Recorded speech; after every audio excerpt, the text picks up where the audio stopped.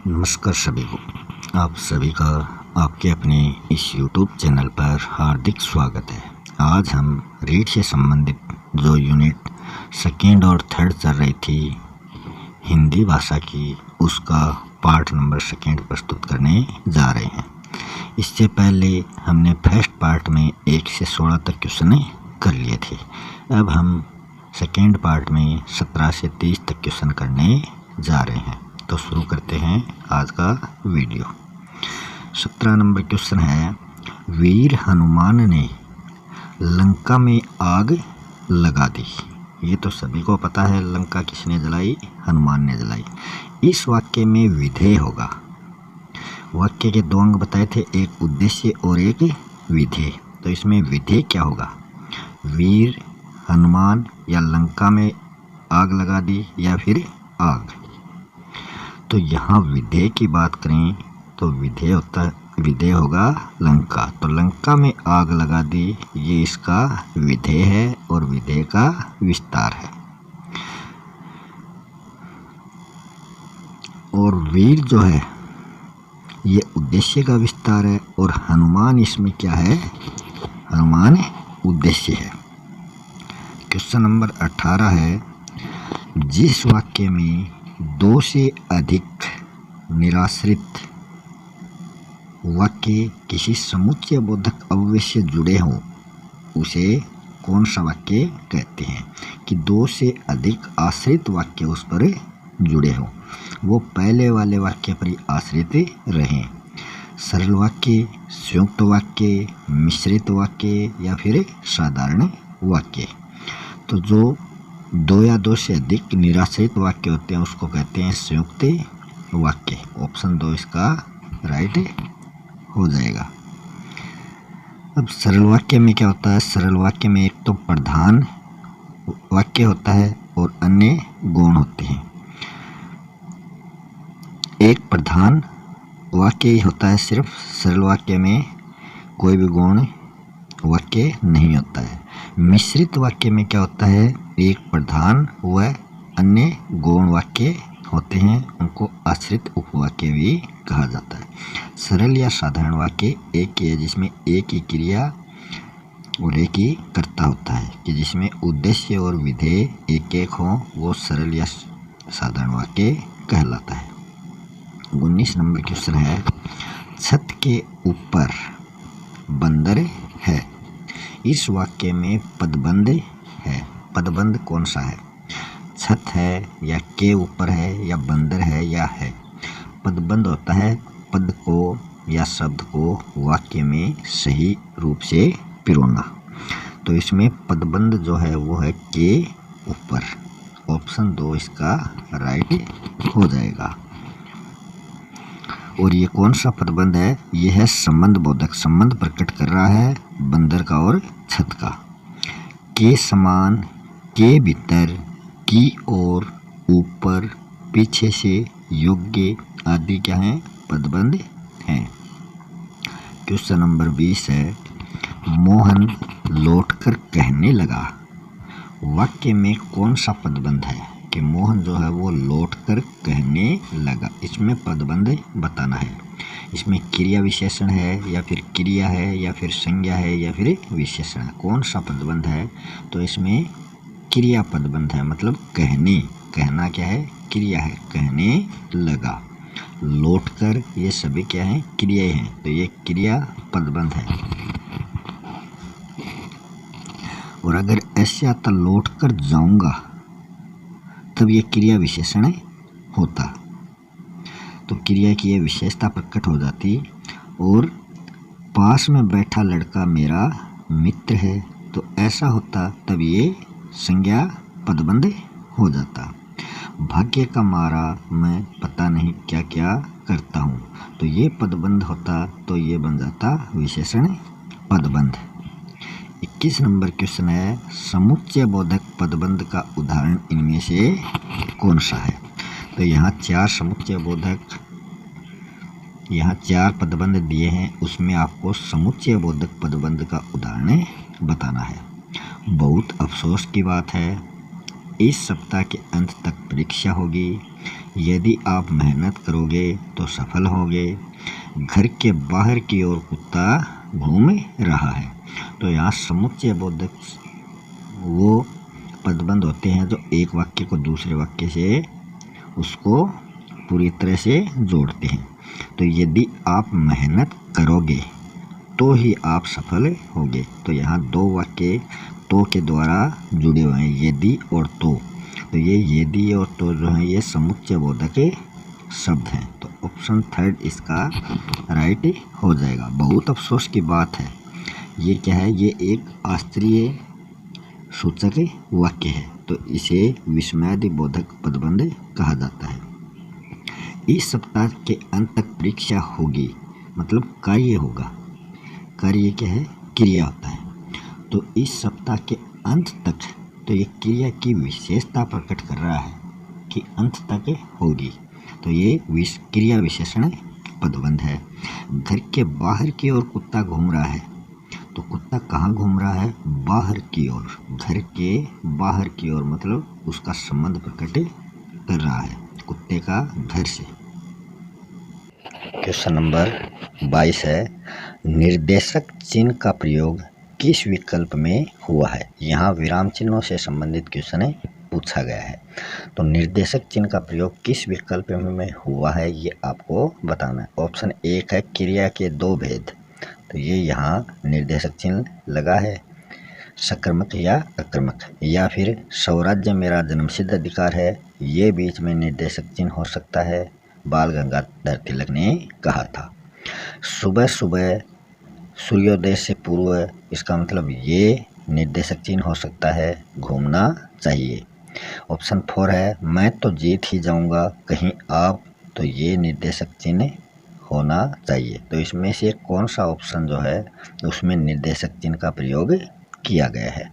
तो निर्देशक चिन्ह निर्देश देता है। तो निर्देशक चिन्ह इस प्रकार से होता है। तो इन सभी वाक्यों में ऑप्शन 2 जो है वही इसका राइट आंसर है कि बाल गंगाधर तिलक ने निर्देश दिया कि स्वराज्य मेरा जन्मसिद्ध अधिकार है। तो इसमें निर्देशक चिन्ह का प्रयोग किया गया है। क्रिया के दो भेद होते हैं, सकर्मक अकर्मक। फिर इसके बारे में बताना, मतलब ये विस्तार बता रहा है। तो ये विस्तार प्रकट कर रहा है। सुबह सुबह मतलब सूर्योदय से पूर्व, तो इसमें ये कोष्टक चिन्ह आ गया। मैं तो जीत ही जाऊंगा, ये लोभ सूचक चिन्ह आ गया कि जिसमें पूरी बात न कहकर बीच में ही बात खत्म कर देना, वो लोभ सूचक वाक्य होता है। नेक्स्ट है क्वेश्चन नंबर 23, तुल्यता सूचक चिन्ह किस विकल्प में प्रयुक्त हुआ है। ये चिन्ह होता है ना कि चिन्ह। जी आता है, फिर है हलंत आता है, फिर न पूरा आता है। तो इसका सही रूप चिन्ह होता है, ना कि जी न है। ये अशुद्ध शब्द है। ऊपर वाला शुद्ध शब्द है, नीचे वाला अशुद्ध है। तो यहाँ तुल्यता सूचक, कौन से ऑप्शन में तुल्यता सूचक चिन्ह का प्रयोग हुआ है।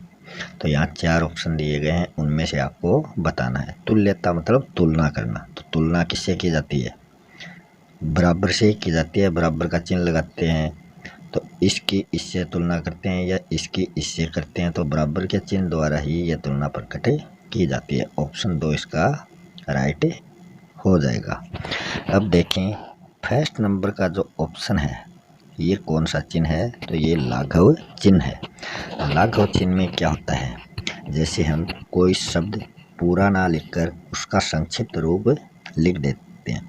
जैसे पंडित होता है, तो पंडित को हम प लिख देते हैं और आगे ये लाघव सूचक शब्द लिख देते हैं। तो ये पंडित हो गया, तो ये लाघव सूचक चिन्ह इसके लगा दिया। तो इसका कंप्लीट जो शब्द होगा वो पंडित होगा। और ये थर्ड नंबर का जो चिन्ह है इसको बोलते हैं हंसपद चिन्ह।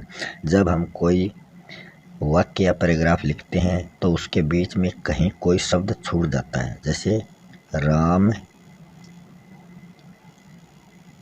खाता है, तो इसमें हम एक शब्द बोल गए राम आम खाता है। तो हम ये चिन्ह लगाकर उसके ऊपर वो शब्द लिख देते हैं जो भूल जाते हैं या जो छूट जाता है। तो राम आम खाता है, ये वाक्य इस प्रकार होता, मगर हम ये आम लिखना भूल गए, तो इस चिन्ह का प्रयोग, हंस पद चिन्ह का प्रयोग करके हम उस वाक्य को कंप्लीट करते हैं। प्रतिशत का जो चिन्ह होता है वो 100 से किसी संख्या को निकालने के लिए प्रतिशत के रूप में प्रकट किया जाता है। 24 नंबर क्वेश्चन है, जयशंकर प्रसाद ने कामायनी में कहा कि नारी तुम केवल श्रद्धा हो, पंक्ति में किस चिन्ह का प्रयोग किया गया है? तो यहाँ ये पंक्ति दे रखी है, तो इसमें किस चिन्ह का प्रयोग किया गया है? अर्धविराम, योजक, उद्धरण या अल्प विराम? तो यहाँ उद्धरण चिन्ह का प्रयोग किया गया है कि किसी की कही हुई बात पर ज़्यादा प्रकाश डालने के लिए उद्धरण चिन्ह का प्रयोग किया जाता है। उद्धरण चिन्ह भी दो होते हैं, एक में एक कोमा लगती है ऊपर वाली कोमा, तो वो इकहरा उद्धरण चिन्ह होता है, और यहाँ डबल लगी हैं दोनों साइड, तो ये दोहरा उद्धरण चिन्ह है। अर्धविराम क्या होता है? अर्धविराम का चिन्ह नीचे दिया गया है।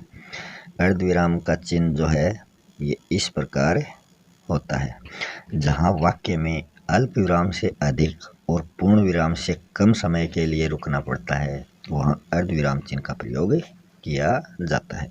योजक चिन्ह ये निर्देशक चिन्ह की तरह ही होता है, निर्देशक चिन्ह बड़ा होता है, योजक चिन्ह छोटा होता है। योजक चिन्ह का प्रयोग या तो विलोम शब्दों के बीच में किया जाता है, जैसे रात दिन लिखते हैं तो इन दोनों के बीच में योजक चिन्ह आता है, या एक जैसे शब्द होते हैं जैसे घर, तो इनके बीच में जो चिन्ह लगता है वो भी योजक चिन्ह होता है। अल्प विराम का चिन्ह होता है जिसको इंग्लिश में बोलते हैं कोमा। ये कब लगता है? जब हम वाक्य में थोड़ी देर के लिए रुकते हैं, तब अल्प विराम का चिन्ह प्रयुक्त किया जाता है। विराम चिन्ह का अर्थ होता है ठहराव या विश्राम करना। क्वेश्चन नंबर 25, अल्पज्ञानी व्यक्ति अपने ज्ञान के बारे में बहुत डींग हाँकता है। पंक्ति के लिए उचित लोकोक्ति कौन सी है? अपने मुँह मियाँ मिट्ठू बन जाना, अंधों में काना राजा होना, अध जल गगरी छलकत जाए, अंधे के हाथ बटेर लगना। तो इसका राइट ऑप्शन हो जाएगा अध जल गगरी छलकत जाए, मतलब अल्पज्ञानी व्यक्ति अपने ज्ञान के बारे में बहुत बड़ी डींगे हाँकता है। ऑप्शन फर्स्ट है अपने मुँह मियाँ मिट्ठू बन जाना। इसका अर्थ होता है अपनी प्रशंसा खुद करना। अंधों में काना राजा का अर्थ है अज्ञानियों में जो अल्पज्ञ व्यक्ति होता है, कम बुद्धि वाला व्यक्ति होता है, वो ही बुद्धिमान समझा जाता है। अंधे के हाथ बटेर लगना मतलब बिना मेहनत के ही लाभ प्राप्त होना। नीचे कुछ लोकोक्तियाँ दी गई हैं, मुख्य उनको देख लेते हैं। लोकोक्तियाँ जो हैं ये समाज का भाषाई इतिहास होती हैं। लोकोक्तियों के माध्यम से एक समाज का सांस्कृतिक, आर्थिक व राजनीतिक अध्ययन किया जा सकता है, तो ये लोकोक्ति की विशेषता है। अक्ल बड़ी की भैंस, इस लोकोक्ति का अर्थ है शारीरिक बल से बौद्धिक बल अधिक श्रेष्ठ माना जाता है। अकेला चना भाड़ नहीं फोड़ता, इसका अर्थ है समूह के द्वारा किया जाने वाला कार्य अकेला आदमी नहीं कर सकता, इसीलिए कहा गया है संगठन में शक्ति है। आँख का अंधा नाम नयन सुख, गुणों के विपरीत नाम होना, कि उसका नाम तो नयन सुख है मगर उसके आँखें नहीं हैं, तो ये गुणों के विपरीत नाम हो गया। अंधे की लकड़ी मतलब एकमात्र सहारा। अंधेर नगरी चौपट राजा मतलब कुप्रशासन। आटे के साथ घुन भी पिसता है, मतलब दोषी की संगत में निर्दोष को भी सजा मिलती है। ऊँट के मुंह में जीरा, मतलब आवश्यकता की तुलना में पूर्ति बहुत कम, कि जिसको बहुत ज़्यादा चाहिए उसको बहुत कम मिलना। आए थे हरि भजन को ओटन लगे कपास, कि लक्ष्य बड़ा लक्ष्य निर्धारित करके छोटे लक्ष्य या छोटे काम में लग जाना। जैसे फर्स्ट ग्रेड की तैयारी करने वाले उसको छोड़कर रीट की तैयारी करने में लग जाते हैं, उसके लिए ये लोकोक्ति प्रयुक्त की गई है। नेक्स्ट क्वेश्चन है, हानि हो जाने के बाद उपचार करने से क्या फायदा? ये किस लोकोक्ति का अर्थ है कि हानि हो गई, उसके बाद में उसका उपचार या समाधान करने का कोई फायदा नहीं है? ऑप्शन 1 है, अब पछताए क्या होत, जब चिड़िया चुग गई खेत। का वर्षा जब कृषि सुखाने। कोयले की दलाली में हाथ काले, सांप भी मर जाए और लाठी भी न टूटे। तो इसका राइट ऑप्शन नंबर 2 हो जाएगा, का वर्षा जब कृषि सुखाने, कि हानि हो जाने के बाद उपचार करने का कोई लाभ नहीं होता, कि जब कृषि किसान की जो फसल ही सूख गई है उसके बाद में वर्षा होने का कोई फायदा नहीं है। अब पछताए क्या होत, जब चिड़िया चुग गई खेत। इसका अर्थ है हानि हो जाने के बाद पश्चाताप करने का कोई फायदा नहीं है। कोयले की दलाली में हाथ काले का अर्थ है बुरे कार्य में सहयोग देने पर बुराई ही मिलती है। सांप भी मर जाए और लाठी भी न टूटे, इसका अर्थ है बिना हानि के लाभ मिलना। 27 नंबर क्वेश्चन है, रावण पंडित था और वो परम विद्वान था, किंतु उसने यह नहीं सोचा कि किसी की पत्नी चुराना कितना अधर्म है। इस पंक्ति के लिए कौन सी लोकोक्ति उचित बैठती है?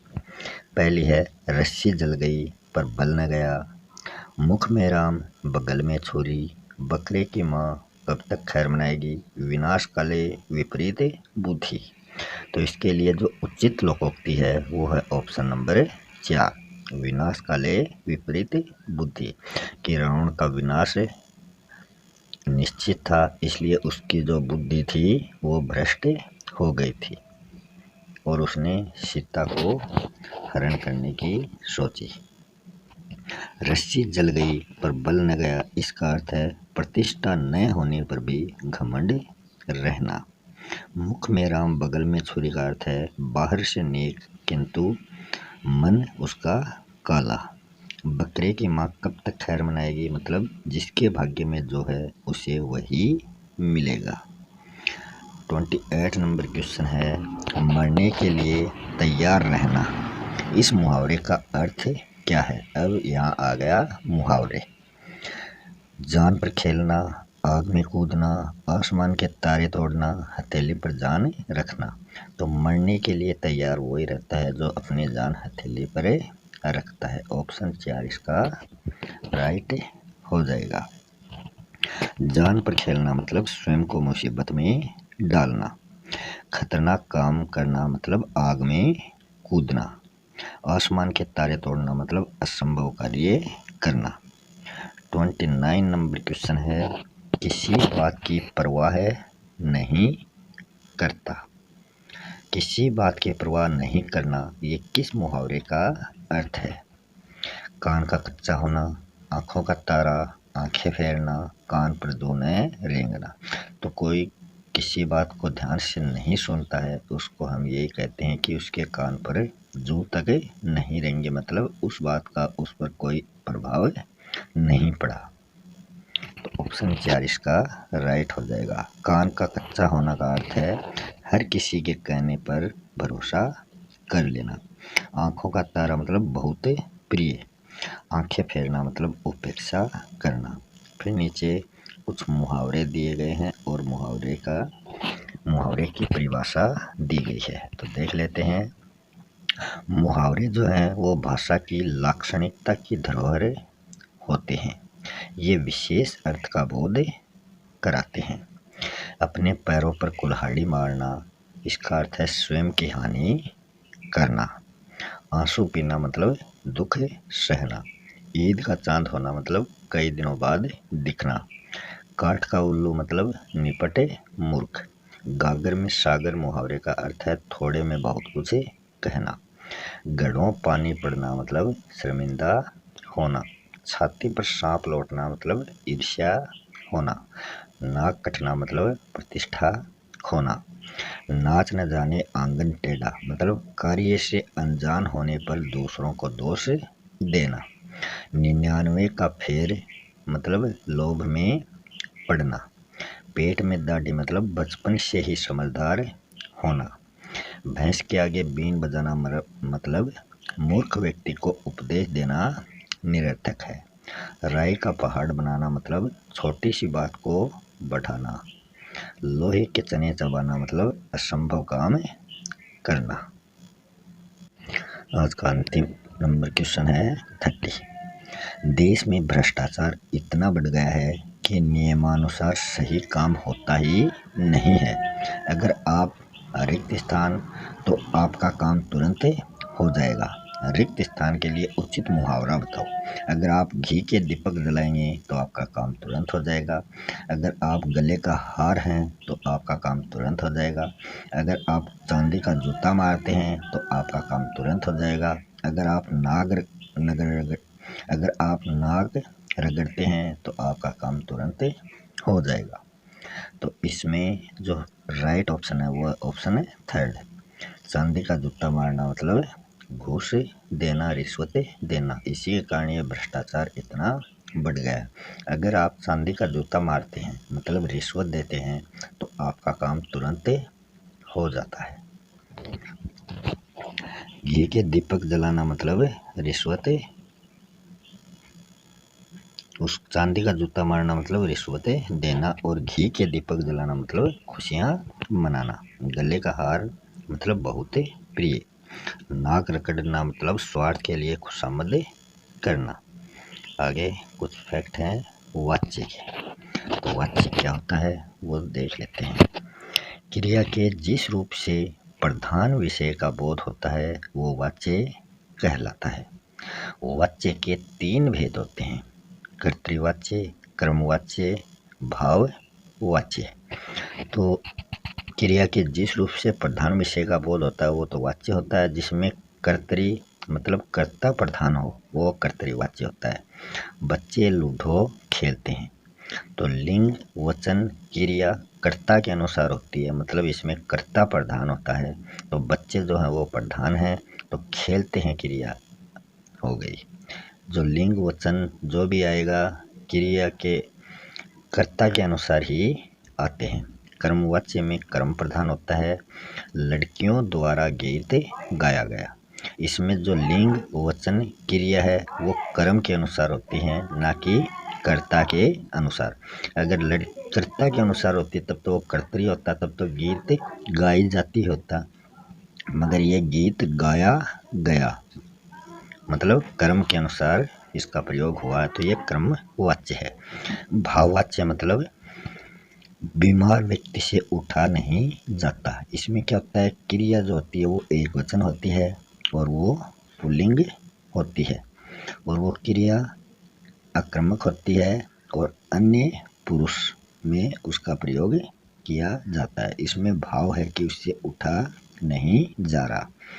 वे दौड़े मतलब कर्तृवाच्य, इसमें कर्ता प्रधान है। वे दौड़े मतलब वे प्रधान है। उनके द्वारा दौड़ा गया, तो वे दौड़े तो ये कर्ता के अनुसार क्रिया हुई है। यहाँ कर्म के अनुसार दौड़ा गया, तो दौड़ा क्या है, कर्म है, तो यहाँ कर्म वाच्य हो गया। उनसे दौड़ा गया मतलब उनसे, तो ये उनका भाव प्रकट कर रहा है, तो ये भाव वाच्य है। तो इसी के साथ मैं आपसे विदा लेता हूँ। मिलते हैं नेक्स्ट वीडियो में एक नए टॉपिक के साथ। तब तक के लिए धन्यवाद।